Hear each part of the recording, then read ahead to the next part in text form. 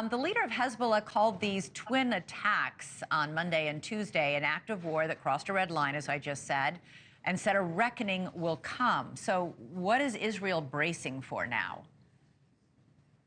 Yes, good evening. Thank you for having me, Elizabeth. I can understand that Hassan Nasrallah isn't happy because he and his other fellow terrorists in Lebanon have been dealt quite a significant blow. It is demoralizing. It is terrorizing the terrorists. They are afraid to use electric devices. I don't think that baby monitors will be targeted by the IDF. That's not how Israel works. But definitely anything that is related to Hezbollah's combat capabilities and communication devices handed out to combatants are at the core of that specific thing. I think, as you said correctly, Hezbollah will have to respond. But I think that we're still in the stage where both sides are not anywhere near pulling out all the stops and not going all out.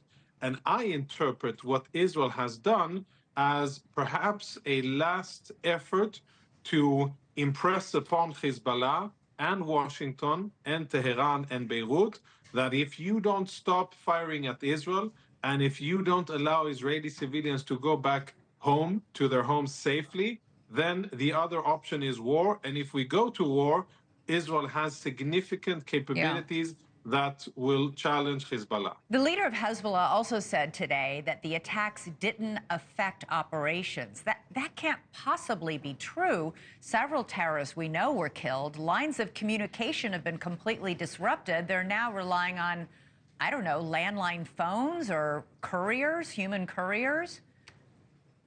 Yeah, that's another lie from Hassan Nasrallah.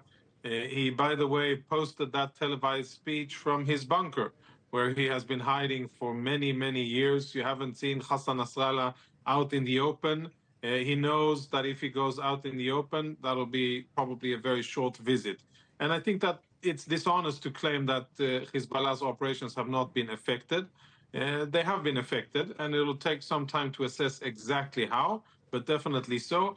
But bottom line, if Israel had really intended to use this capacity that it had in order to actually launch a war, then we would have seen significant strikes yesterday, immediately following the exploding devices. We haven't seen that because what I think we're seeing is Israel still trying to prevent a war, despite the fact that Israeli civilians have been under Hamas rocket fire for almost a year. Right, but you say that on the same day the Israeli defense minister is saying the war is, quote, entering a new phase and that the center of gravity is moving north. That sounds like we're getting ready for something much bigger. Well, exactly. And it has to sound like that for the enemy to understand that it's either war or make a diplomatic deal. And of course, if there's no credible military threat that is making Hezbollah think twice about what they're doing, then why should they go for a diplomatic deal that the U.S. is trying to bring about? And I think that the French and a few others are involved as well. If there's no urgency and if our enemy isn't, challenged with the current situation, then they, I think, are very happy with continuing the situation of having northern Israel vacated of civilians and them firing rockets at Israel at a very low cost. But now Israel is saying enough is enough. And if you don't hold your horses and pull back, we are going to make it hurt. And sending a first example of how it will hurt for Hezbollah. Thanks so much for watching. Go to joinnn.com to find NewsNation on your television provider. And don't forget to click the red subscribe button below to get more of NewsNation's fact-driven, unbiased coverage.